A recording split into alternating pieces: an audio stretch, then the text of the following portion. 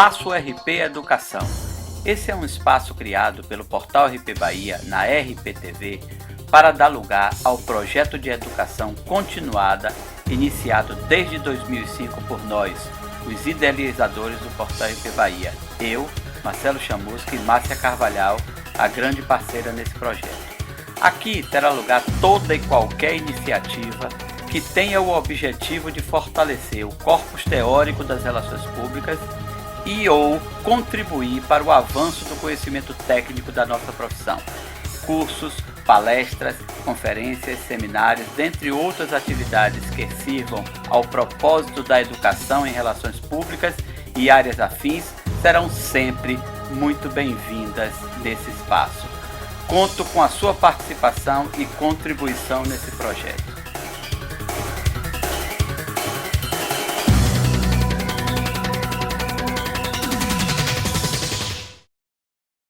Olá, amigos de todo o Brasil e América Latina.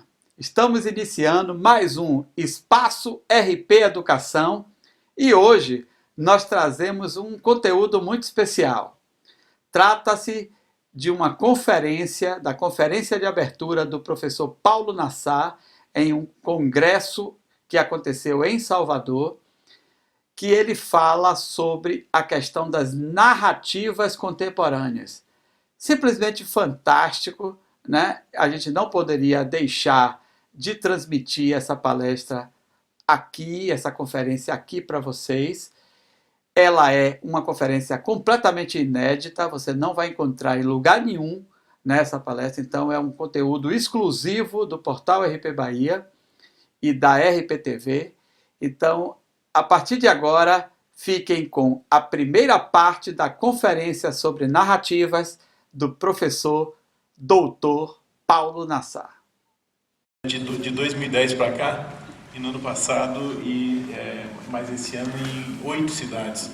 Aí nós estamos falando de Londres, de Nova York, de Milão, na América Latina de Santiago, Buenos Aires, Bogotá, agora dia 5 de setembro em Lima e tal.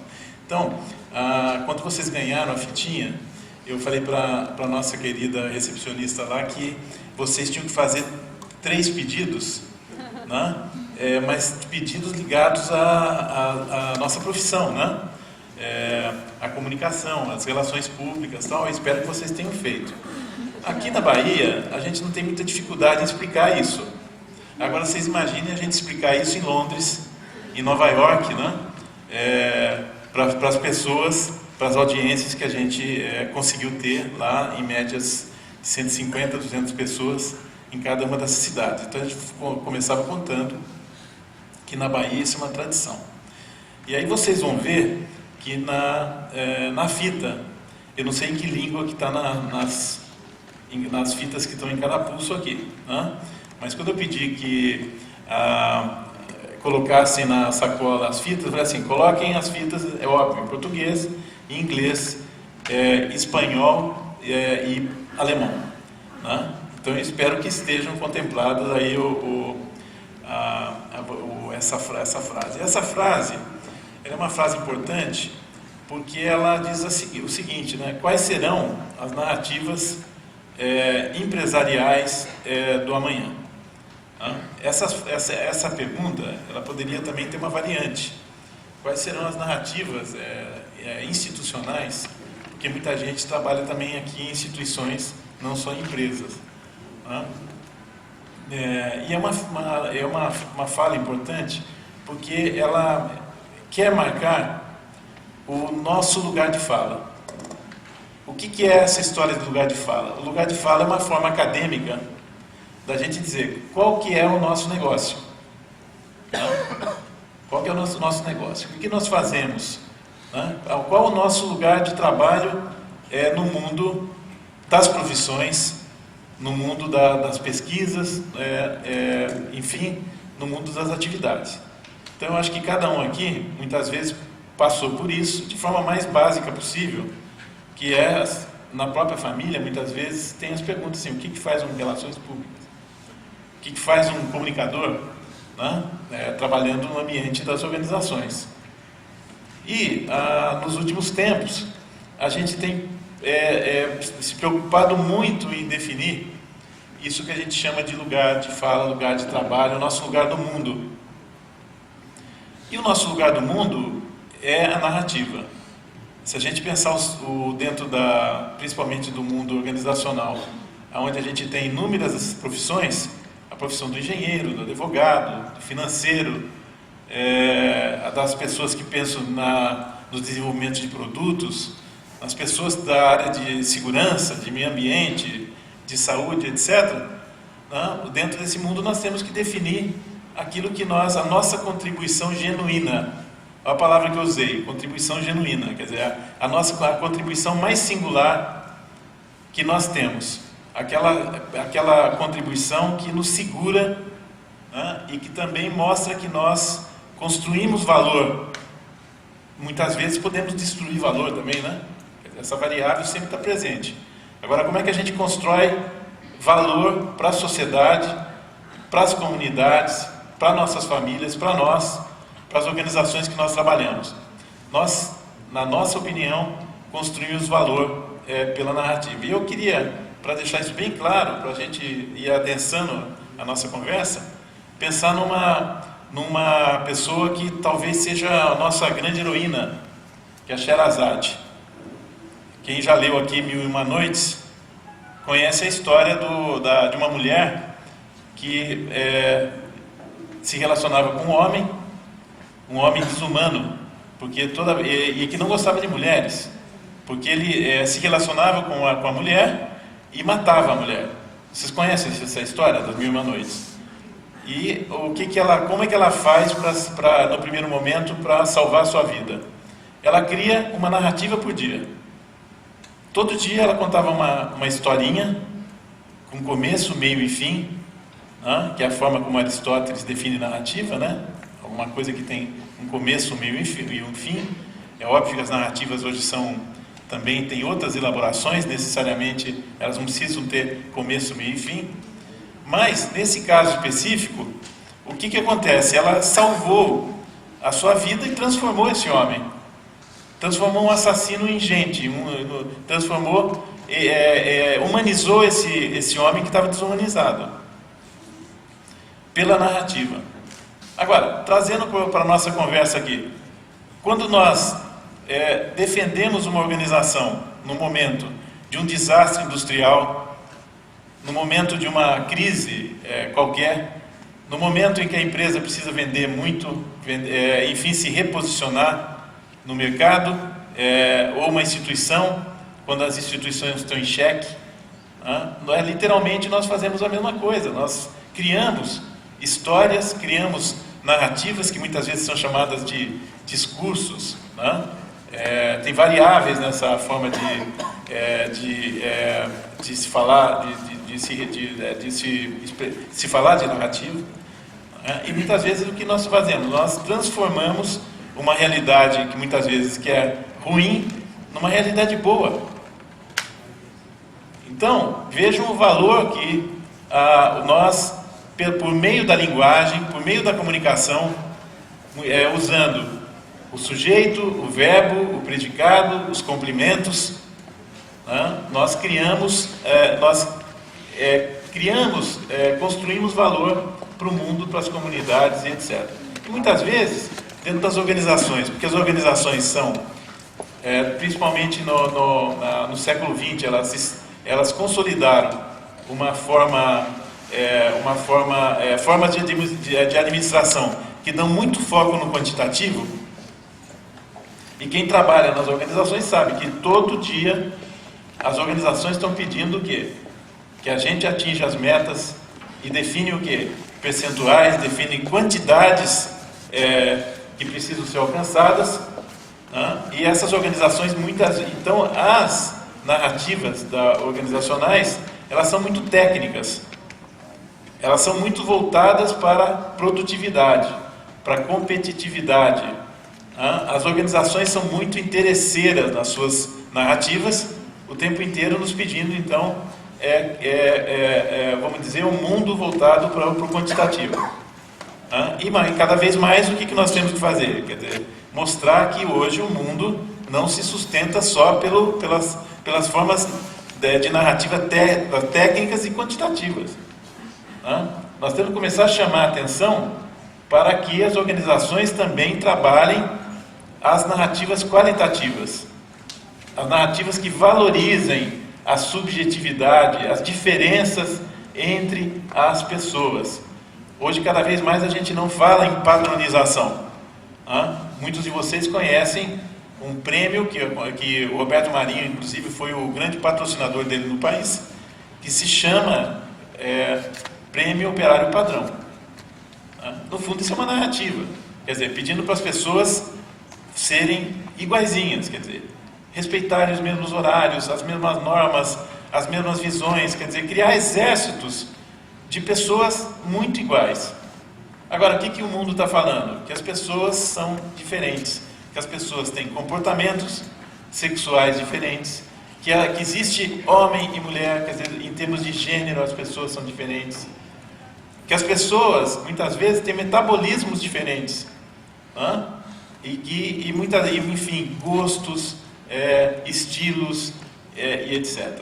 Então, essa linguagem técnica, ou simplesmente técnica, não estou fazendo um discurso contra a técnica aqui, não é isso, mas estou dizendo assim, quando ela se reduz a poucas palavras, porque se vocês fizerem uma pesquisa no universo organizacional e em relação ao que se fala nesse universo, vocês vão ver que se falam poucos verbos, poucos adjetivos, a linguagem é extremamente pobre. Eu faço uma aposta que nas maiores organizações que estão aqui, talvez as pessoas não falem mais do que 100 palavras durante o dia, e articulam aquelas palavras. Agora, o mundo é muito mais rico.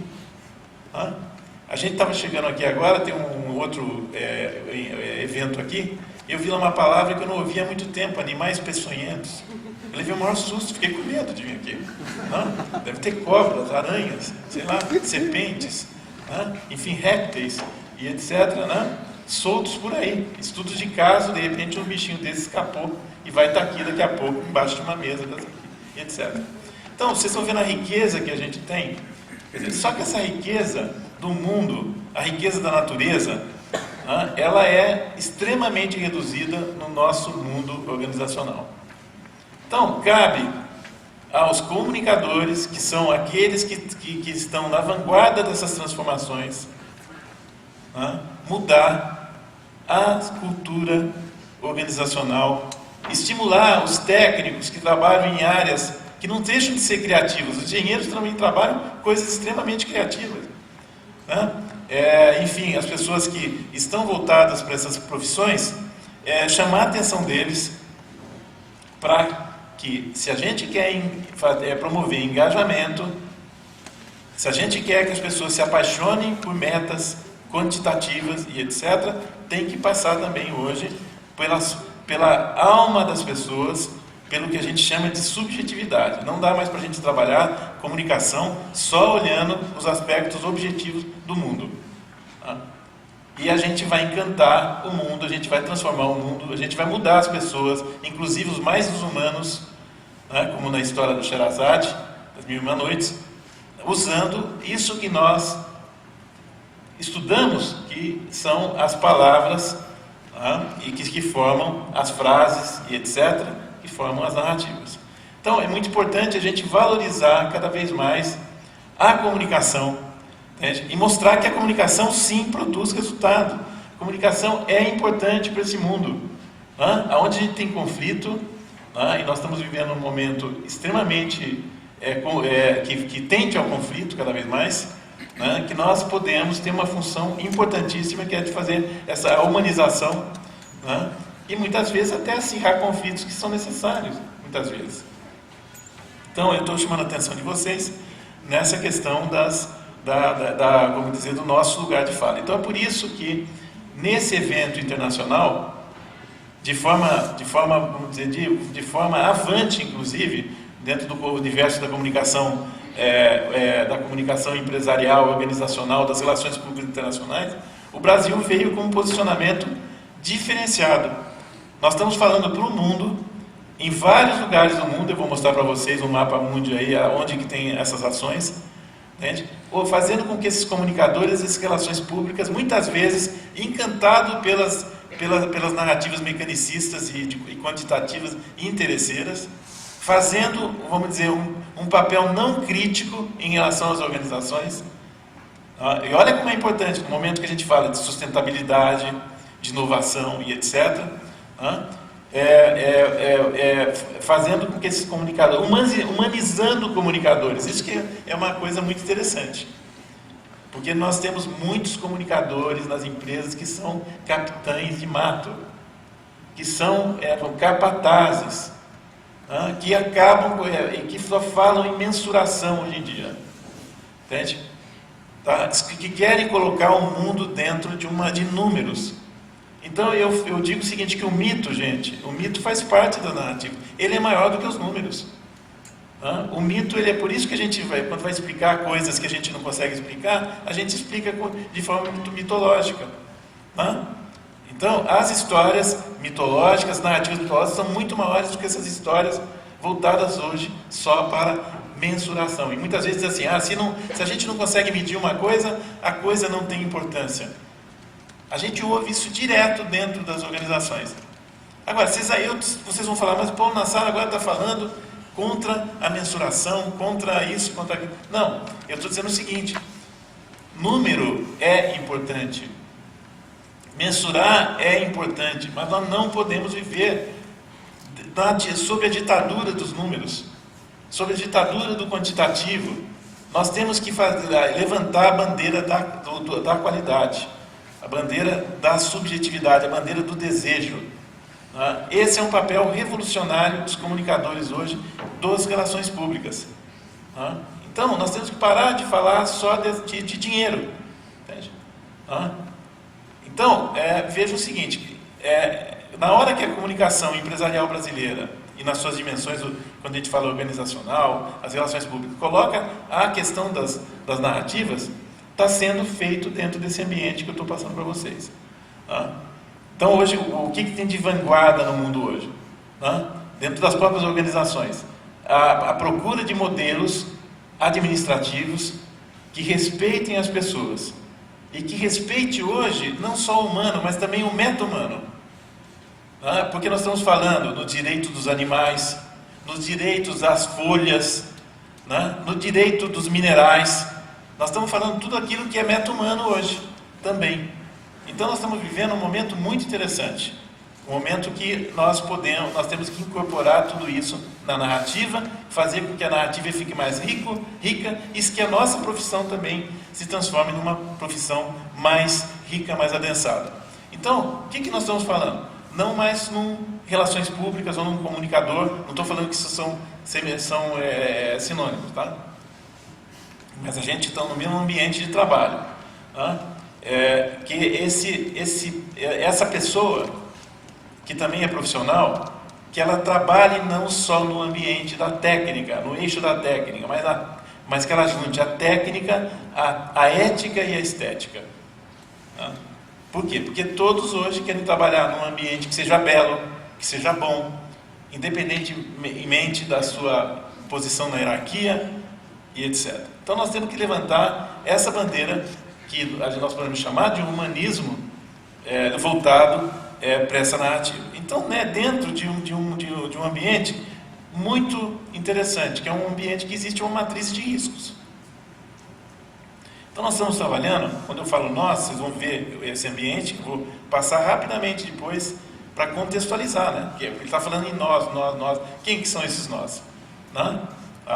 Então, há uma matriz de riscos que começa com questões, por exemplo, como regulação de Estado.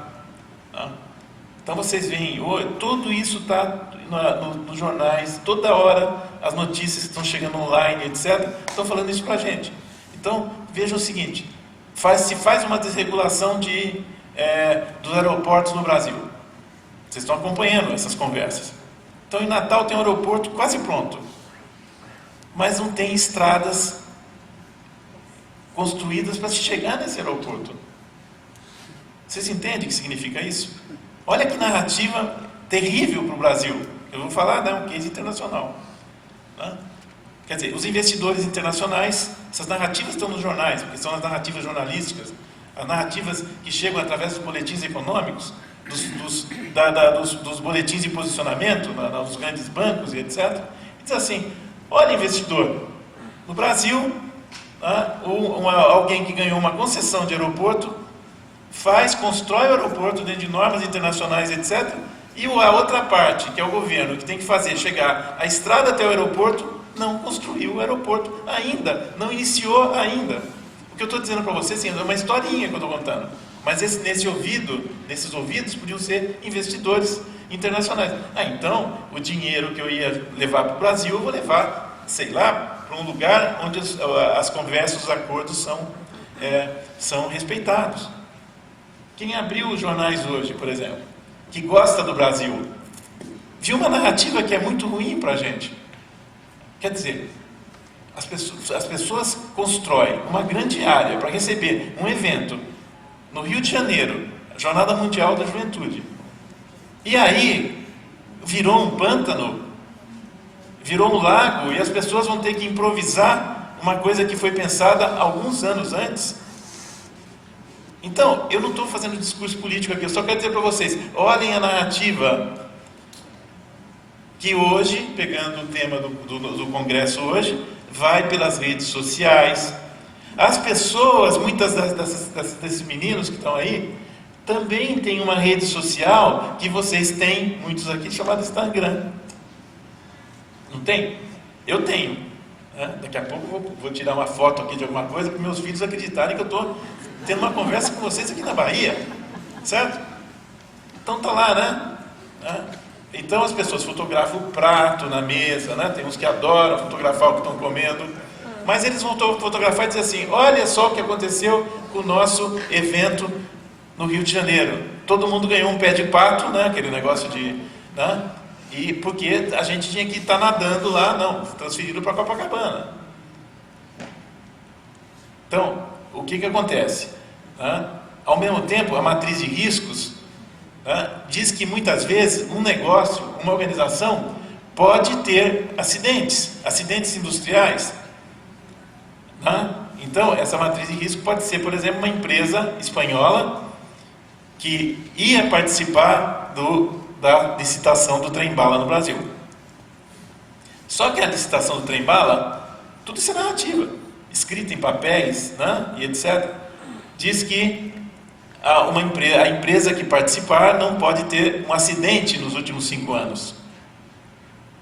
Uma das empresas do consórcio espanhol, 3 empresas espanholas, uma delas é a empresa que faz a administração desse trem que tombou, descarrilou, perto de Santiago de Compostela. Então, quantos milhões, quantos sonhos, quantas coisas que não são tragadas por situações que precisam ser previstas pelos gestores. Então, agora usar uma palavra da narrativa da administrativa, pelos gestores. Como, por exemplo, no Japão, acontece um acidente nuclear, mas ao mesmo tempo acontece um tsunami e um terremoto, as 3 coisas ao mesmo tempo. A Toyota aqui do Brasil teve que parar a sua linha de produção porque não tinha componentes que eram fabricados no Japão, porque o Japão parou com aquela situação. Então, o que acontece hoje? Esse comunicador, esse relações públicas, ele vai ter que ter uma visão desse mundo, dentro do que a gente chama de matriz de riscos, e a matriz de risco vai para terrorismo, para questões, por exemplo, de movimentações políticas. Então, vamos pegar as manifestações que aconteceram em dezenas de cidades brasileiras, talvez centenas. Praticamente, os investimentos diminuíram nesse mês de final de junho e julho no Brasil. E várias coisas aconteceram, tiveram impactos, etc. O que eu estou querendo chamar? Quer dizer, eu sou narrador, mas eu tenho que estar ligado no mundo, eu tenho que estar olhando esse mundo e vendo todas essas influências que vão acontecendo e vão influenciar aquilo que vai ser produzido no universo da comunicação e das relações públicas. Então, quer dizer que é uma profissão muito interessante porque ela depende de outras interfaces. ela não é só uma profissão que vai, de repente, discutir modelos comunicacionais que de repente são inventados, mas não são inventados num laboratório extremamente impermeável, não. A gente hoje trabalha o que a gente chama de matriz de riscos, né?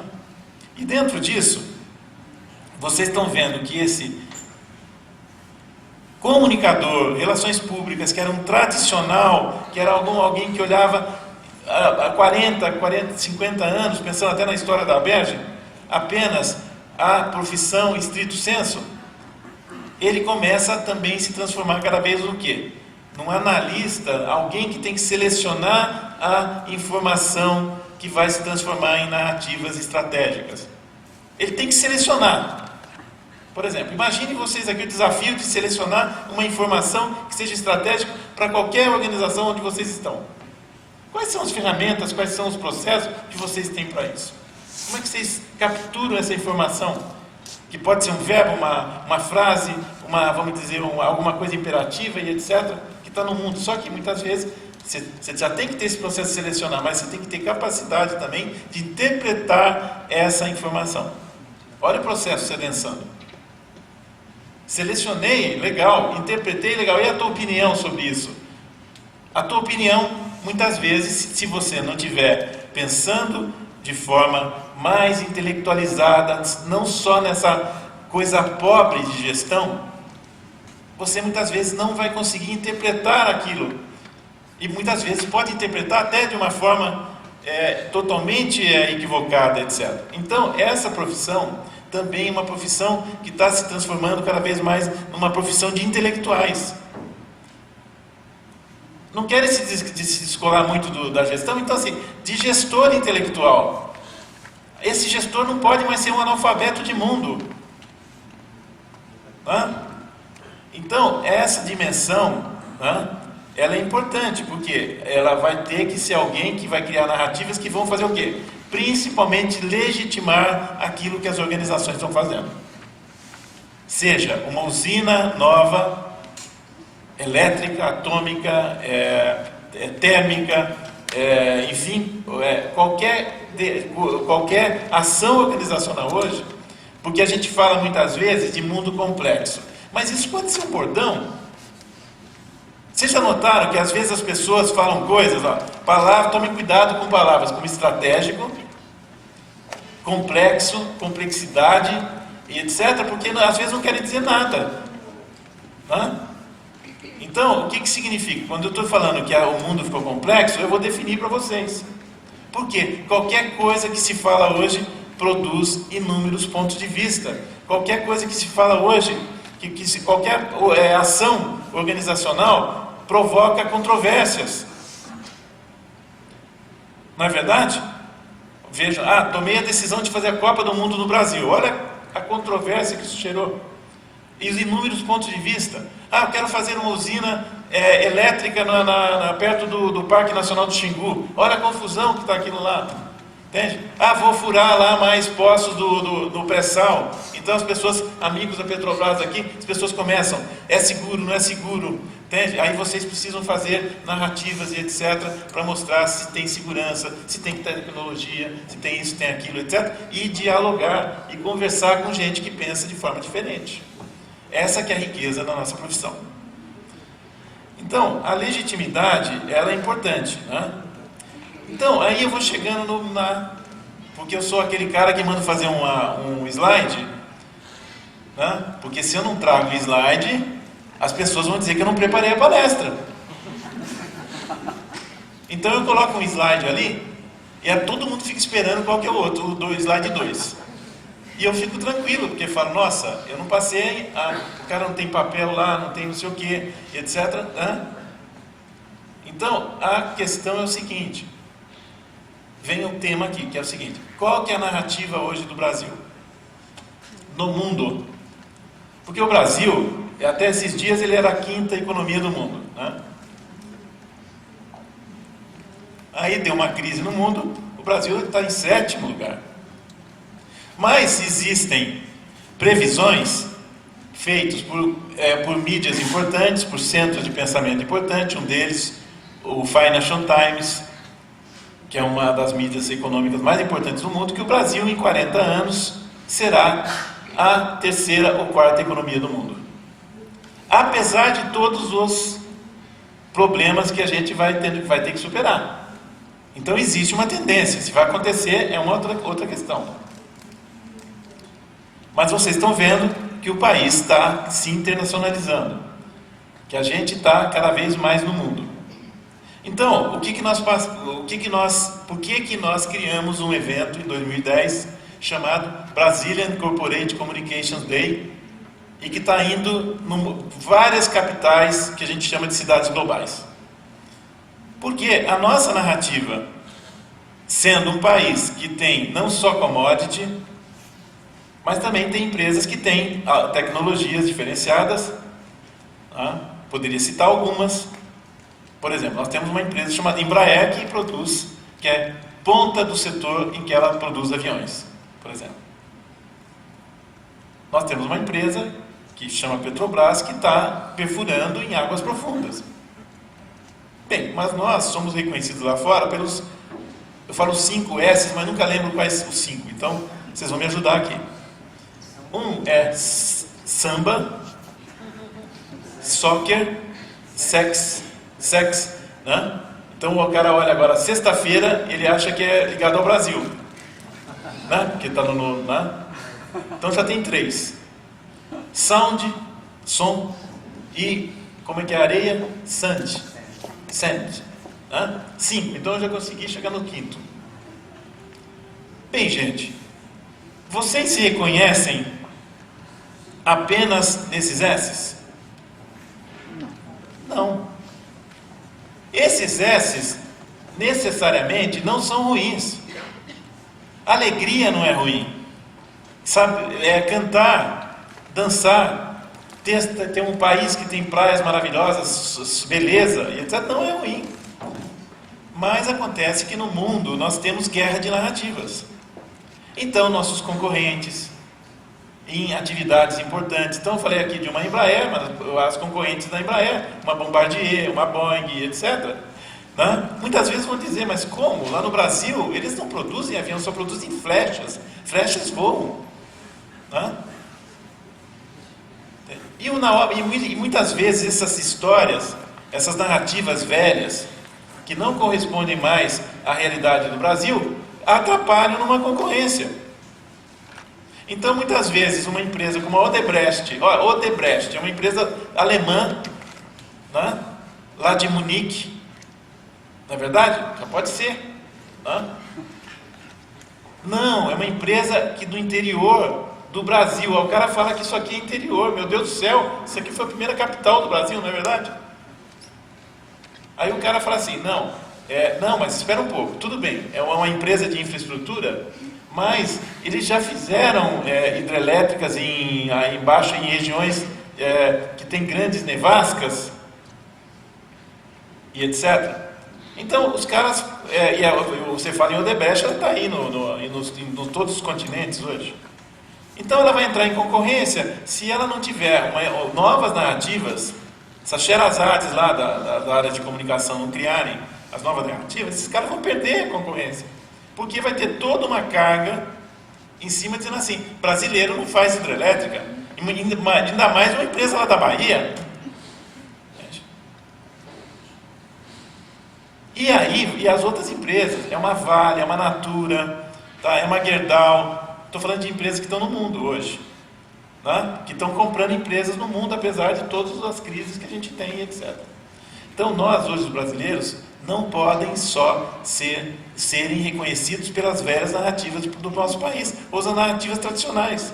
Nós temos que pegar as narrativas tradicionais e dizer assim, olha, apesar de tudo isso, apesar de todas as nossas tecnologias, etc., nós ainda temos sol, nós ainda temos samba, nós temos festa, nós temos isso, nós temos aquilo e tal.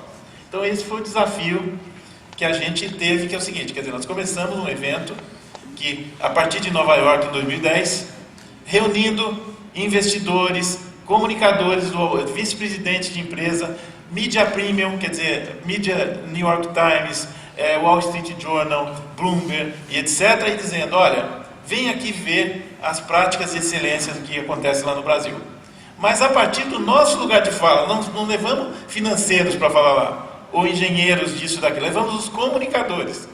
Porque a nossa luta também é dizer que o comunicador é estratégico, que ele é importante, que ele é fundamental para as organizações. Então, porque os financeiros já têm os eventos, as outras áreas das organizações sempre fazem, mas o comunicador sempre aquela autoestima baixa e etc. Né? O que eu faço não serve para nada, no fundo, o que muita gente pensa. Né? Pelo amor de Deus, na primeira crise eu vou ser o primeiro a ser mandado embora. Tá? Não celebra, não faz eventos como esse, etc. Então nós começamos um evento institucional falando da importância hoje das nossas empresas, das empresas que atuam aqui e da excelência da nossa comunicação empresarial no Brasil e tal.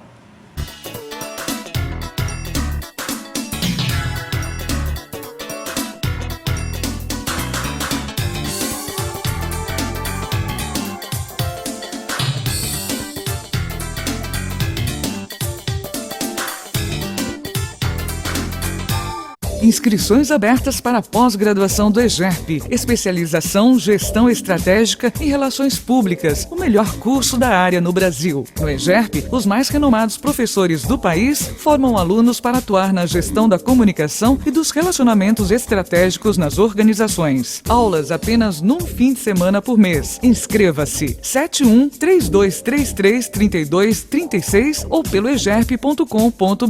Você merece o melhor. Você merece EGERP.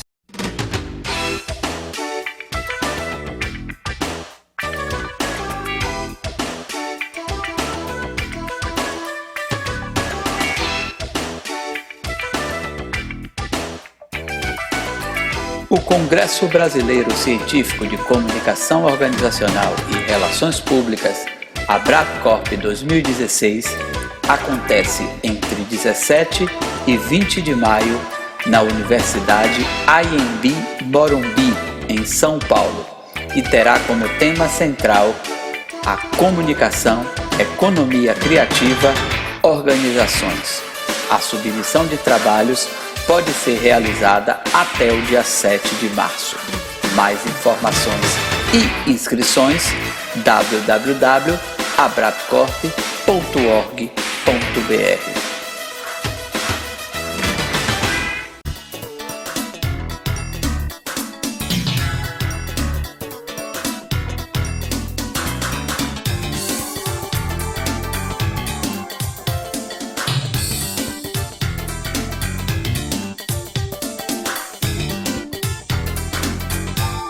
Olá, amigos! Estamos de volta com o Espaço RP Educação, hoje com o professor Paulo Nassar, com essa conferência sobre narrativas contemporâneas, simplesmente fantástica.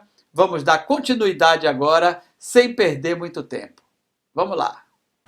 Bem, aí quais são os problemas? Não vou ficar teorizando muito, mas vou entrar um pouco em teoria. Por exemplo, a gente tem o que a gente chama de metanarrativa de país.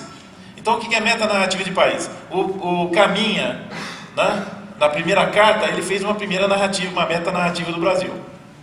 Aí, depois dessa metanarrativa, ela vem a narrativa dos governos, a narrativa do Império, a narrativa da República, a narrativa do Itamaraty. Só que essas narrativas também são narrativas muito oficiais.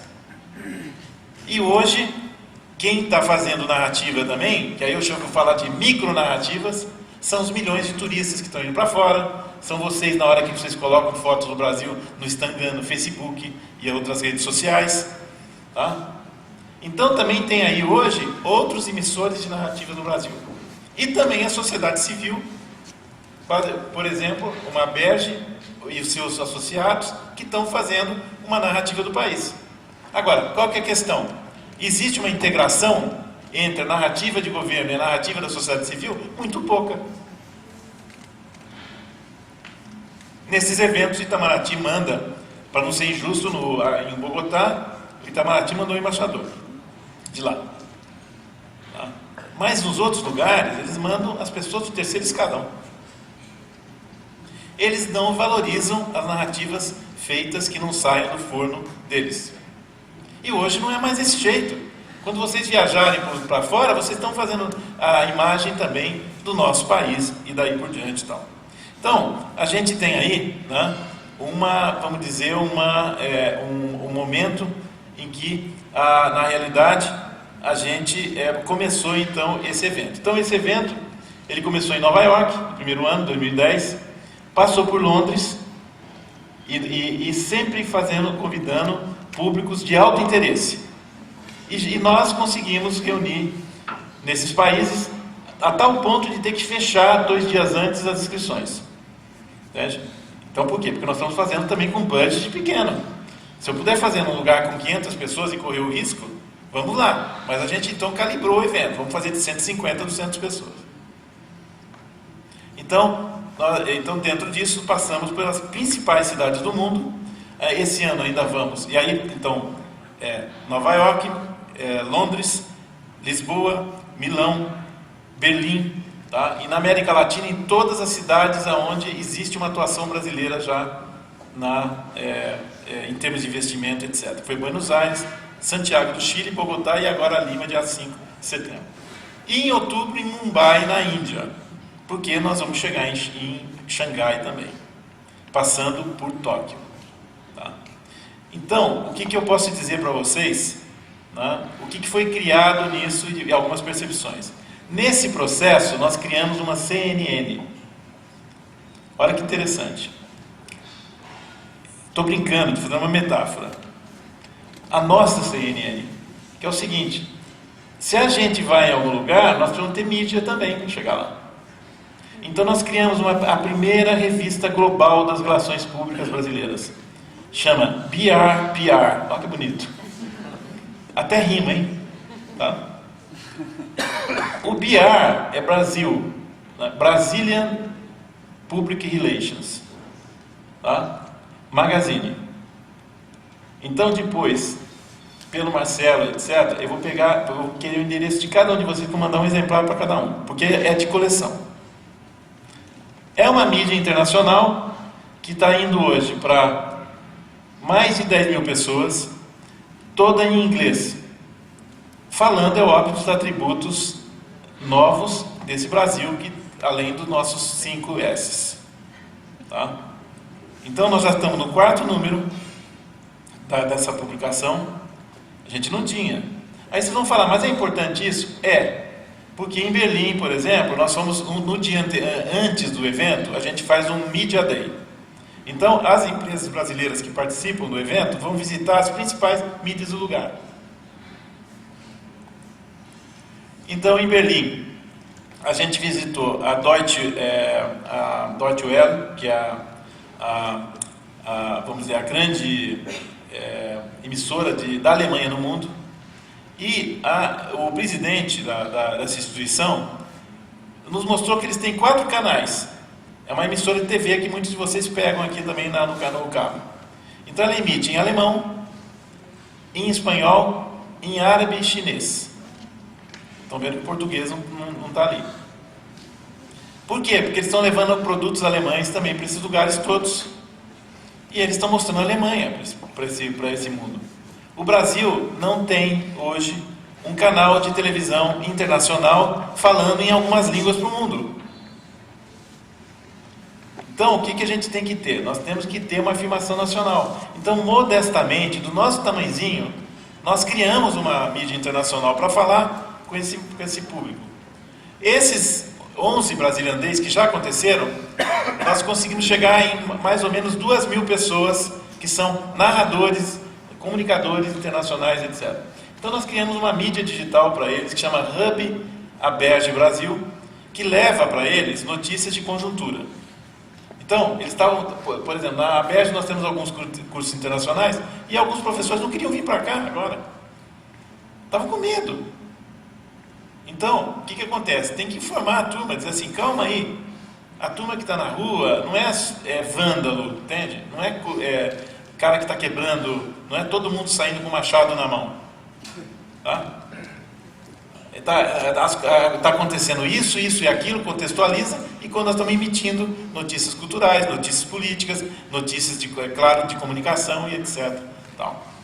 Então, esse evento é esse Brazilian Corporate Communication Day, que não existe similar nas outras associações do mundo. A Global Alliance não tinha ninguém do Brasil lá. Vocês acreditam nisso? Então, o que acontece? Eles convidavam a gente para pagar a anuidade. Então veio um convite deles, isso há uns 3 anos, para uma reunião lá na Suíça, em Lugano. Mas assim, para que nós vamos lá? A pergunta foi essa. Não, para vocês ficarem assistindo lá. Eu falei, não, nós temos que ir aí para falar. Aí os caras abriram na hora do almoço, porque não tinha espaço, para a gente falar o seguinte: ó, o nosso país é desse tamanho, tá? Tem essas dimensões. Os caras se assustam quando eles começam a ver o que é o Brasil, apesar de todo o nosso problema. Hoje a ABERJ está no board da Global Alliance. Isso faz toda a diferença. Quer dizer, nós temos que fazer uma outra conversa. Nós temos que fazer conversa de olho no olho, quer dizer, no mesmo plano, no mesmo nível. E não mais ser capítulo de associação internacional. O que significa isso?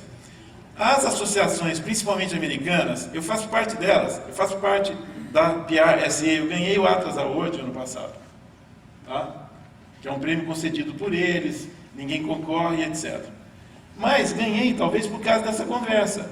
Eles falam assim: a ABERJ quer ser capítulo da Public Relations Society América? Eu falei, não, o Brasil é um país. O Brasil não é capítulo de ninguém, porque vocês querem ser capítulo da ABERJ nos Estados Unidos? Quer dizer, é só uma conversa de posicionamento, não é o nacionalismo bobo. Então, hoje nós temos um parceiro global, mas vamos lá então, porque senão vai a noite inteira, e nosso querido Marcelo vai falar, meu Deus. Né? Bem, quem que já apoiou e participa do evento? Tá? Olha, todas essas marcas aí, ó. Tá? Aí vocês vão ver marcas internacionais, por exemplo, a HSBC. Por que a HSBC, o BASF, está nesse evento? Porque a BASF está há 100 anos no Brasil.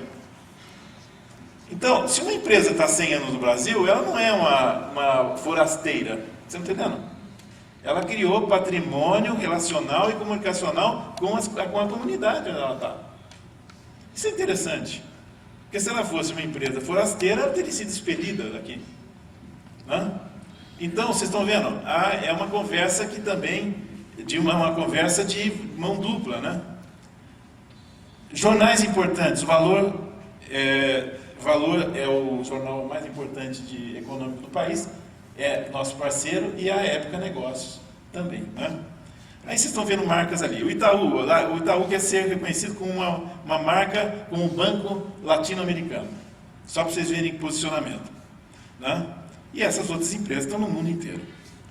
Bem, quem são nossos parceiros? São todas essas marcas aí de associações, por exemplo, a ALARP, que o nosso querido Chamusca faz parte, representa aqui no Brasil, a Associação Alemã, né? Universidades importantes, a Arthur Page Society, que é a associação mais importante dos Estados Unidos, e outras que não vamos citar, os DIRCONs, por exemplo, da Espanha, e etc. E aí algumas fotos dos eventos. Essa aqui foi em Berlim, agora em junho, né? Tá? E geralmente os materiais ali no cantinho, eu vou até, Márcia, você poderia pegar uma cestinha daquela, porque eu vou fazer uma surpresinha aqui para a turma. Né? A gente sempre vai mudando o roteiro, vocês estão vendo, né? Igual a novela das 9 aí, das 10. Obrigado, querida. Berlim, tá? Então, Bogotá, né? E Nova York, por exemplo, abril de 2013. Tá? E vou dizer uma coisa para vocês de coração. Por exemplo, tudo bem, é o seguinte, o meu inglês vou destruir também aqui o ambiente aqui, mas não vou. Meu inglês, por exemplo, é aquele inglês fraquinho, né? Não como o do Joel Santana, tá? Certo? Né? Mas o inglês, mas assim, em 2010, o que eu comecei a fazer? Obrigado, querido. Comecei a fazer o seguinte, eu comecei a enfrentar situações. Ia lá, abria o evento, entendeu? Tá? Treinava. Lembra aquele filme O Discurso do Rei? Então, lá em São Francisco, eu tinha que receber o prêmio do Atlas Award. Cheguei 2 horas antes, já tinha treinado muito, né? Fiquei até doente depois. Fiquei lá assim, sabe, igual ator de teatro, treinando. As pessoas começaram a me respeitar. Porque eu falava, olha, aqui eu sou o rei do filme Discurso do Rei, etc. Porque eu tinha que fazer o meu discurso lá em inglês, etc. para uma plateia de 5 mil caras, gente. O que eu estou querendo dizer? O meu exemplo, pequeno exemplo, né, eu quero passar isso, uma chama para vocês. Assim, vamos enfrentar a internacionalização, vamos enfrentar as dificuldades que a gente consegue, entende? Né? Então aqui, Nova York, né? Que bacana que esse computador, que ele vai sempre mostrando o que vem depois. Né? Então ali, por exemplo, os materiais, bottom que a gente fez com as bandeirinhas dos países e etc. Bem, acho que é isso só aqui, né? Eu não consigo mais, mas é isso mesmo. Né? Então, o que a gente tem aí nesse material? Então, o que eu quero dizer é o seguinte, está havendo um processo de afirmação da nossa atividade agora em nível internacional. Tá? Então, as pessoas não vão ver mais a gente, para terminar, só como correia de transmissão daquilo que é pensado lá fora. Peguem isso que eu estou falando, vocês que estão aqui em Salvador, e também pense assim, em relação a uma empresa que está em São Paulo. São Paulo, no caso, sempre é vítima, né, no caso, né? Tá? Mas poderia ser no Rio, podia ser lá em Porto Alegre, que tem operações aqui em Salvador. Vocês desenvolverem capacidade para dizer isso. Nós aqui pensamos também nas políticas, nos planejamentos, nas ações comunicacionais. Nós não somos só fazedores. As agências, por exemplo, que estão aqui, né? As pessoas que trabalham em empresas que têm filiais aqui, etc, etc. Nós precisamos, da mesma forma que a gente está fazendo a partir dessa ação. Dizer assim, não, lá no Brasil tem vida. As pessoas lá também pensam nos desenhos, nos designs de políticas de planejamento, etc. A gente tem que se afirmar em qualquer lugar. Essa é uma chave de uma globalização bacana, que todo mundo ganha. Né? Porque senão é aquela história, né? Vai pensar tudo lá em São Paulo, no Rio, em Porto Alegre, etc. e vão executar aqui. Que é aquela perspectiva ainda do Taylorismo, né? Que uns pensam e outros fazem, e etc. Então, essa que é a ideia. Então, gente, estou aqui aberto para alguma questão que vocês queiram. A gente até combinou, né? Que alguém ia fazer uma pergunta, porque senão eu vou ficar, né? Não é verdade?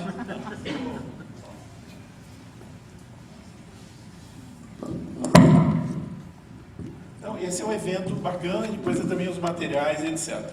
Né? Essas aqui são as malinhas que a gente tem distribuído, né? no evento. Então tem aqui, ó. Vocês conhecem essa... Fizemos uma brincadeira, né? Tá? Então as pessoas recebem materiais, a revista BR, etc, etc. Obrigado a vocês. Olá, Paulo, meu nome é Robson. A pergunta que eu quero fazer é: quantos nãos vocês ouviram antes de implementar o evento?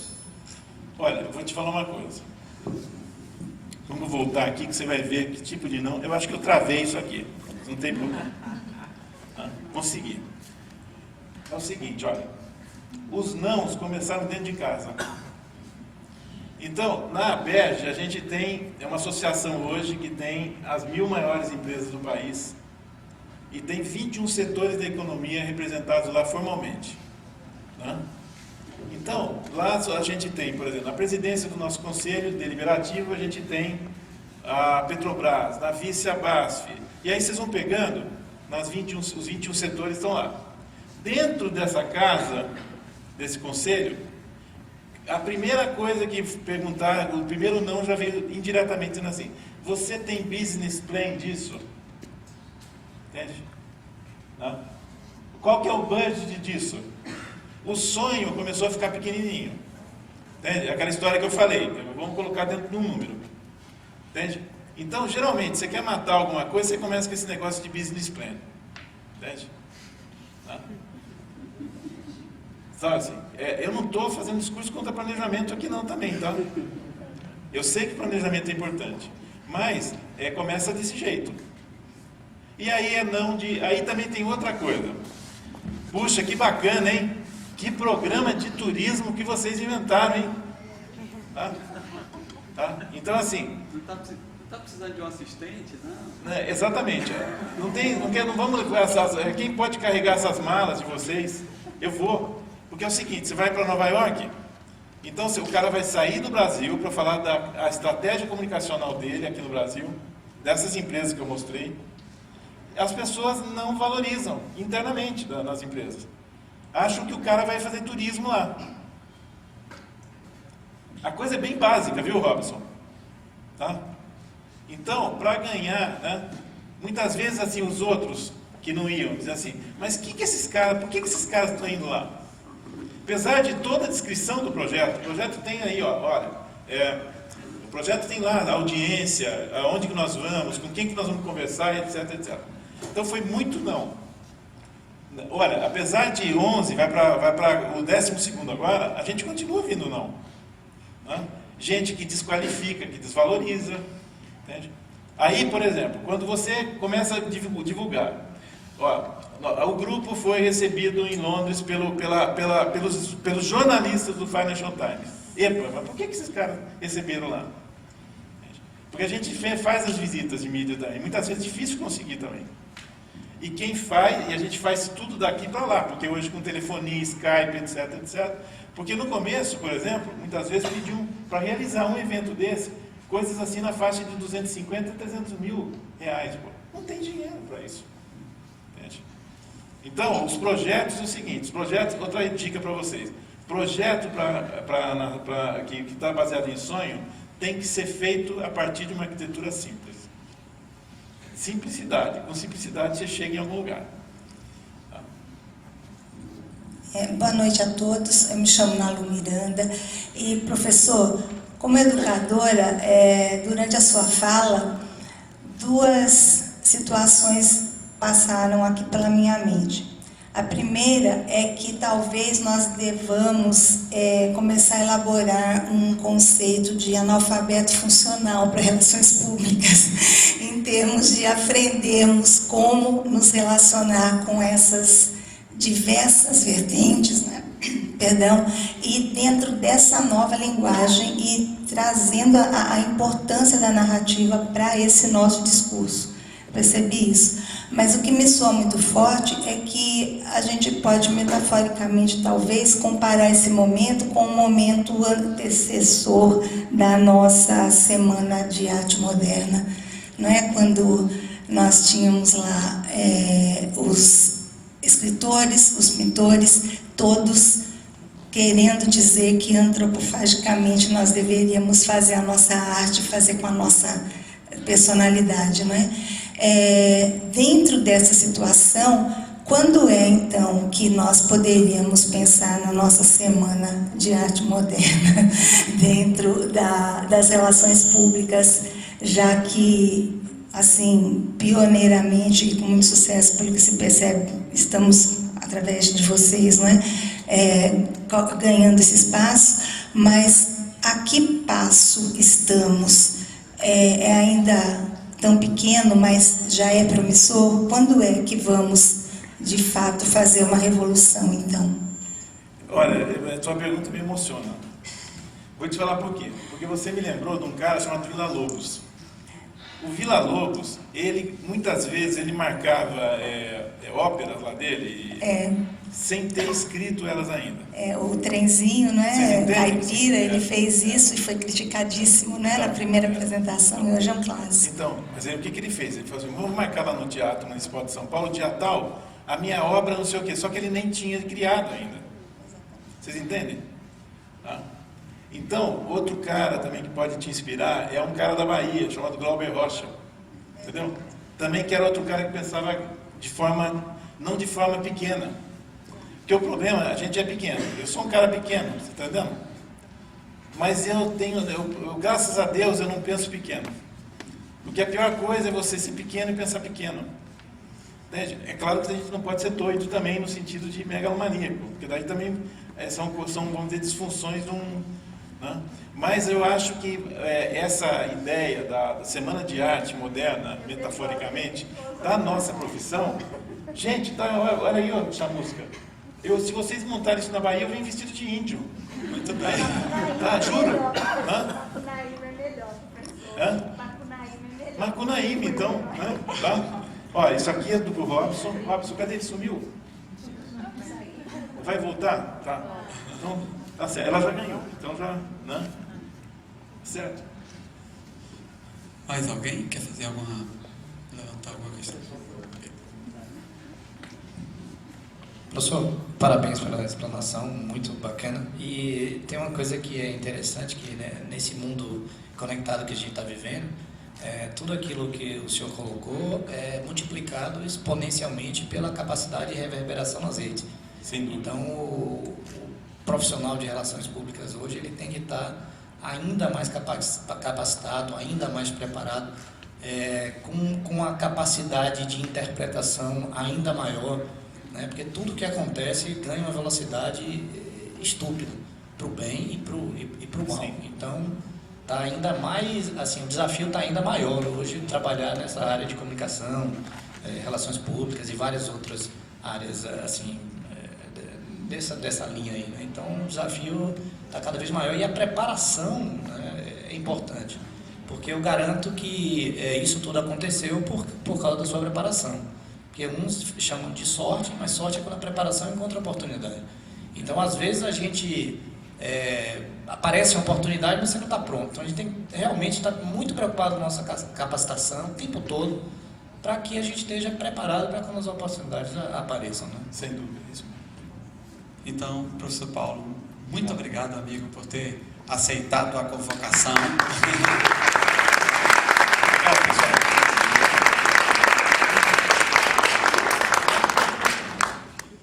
Simplesmente excelente essa conferência do professor Paulo, um privilégio poder ter assistido, poder estar presente lá no dia da conferência e poder assisti-la novamente aqui agora com vocês na RPTV, aqui nesse Espaço RP Educação.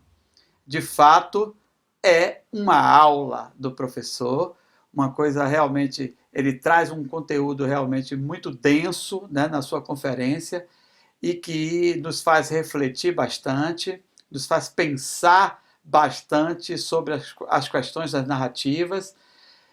Realmente muito interessante, o professor Paulo está de parabéns e eu agradeço muito ao professor Paulo, não só por ter estado com a gente nesse momento aqui em Salvador, né, nesse congresso que nós organizamos em Salvador, como também, né, por tudo o que tem feito por nós, o Portal RP Bahia, né, por mim e por Márcia Carvalhal, minha parceira, né, nesse projeto e na vida, né?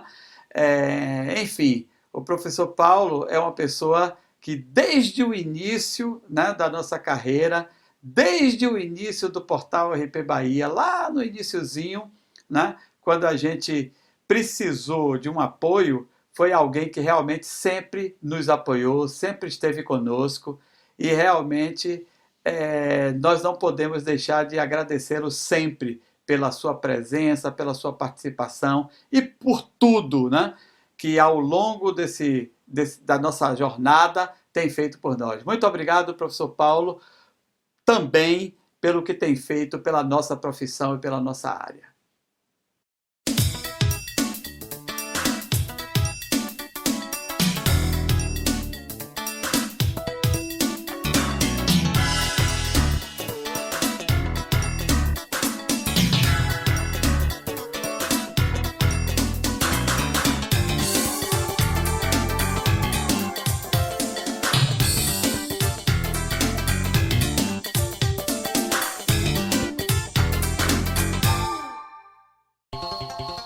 Espaço RP Educação. Esse é um espaço criado pelo Portal RP Bahia na RPTV para dar lugar ao projeto de educação continuada iniciado desde 2005 por nós, os idealizadores do Portal RP Bahia, eu, Marcelo Chamusca e Márcia Carvalhal, a grande parceira nesse projeto. Aqui terá lugar toda e qualquer iniciativa que tenha o objetivo de fortalecer o corpus teórico das relações públicas e ou contribuir para o avanço do conhecimento técnico da nossa profissão. Cursos, palestras, conferências, seminários, dentre outras atividades que sirvam ao propósito da educação em relações públicas e áreas afins serão sempre muito bem-vindas nesse espaço. Conto com a sua participação e contribuição nesse projeto.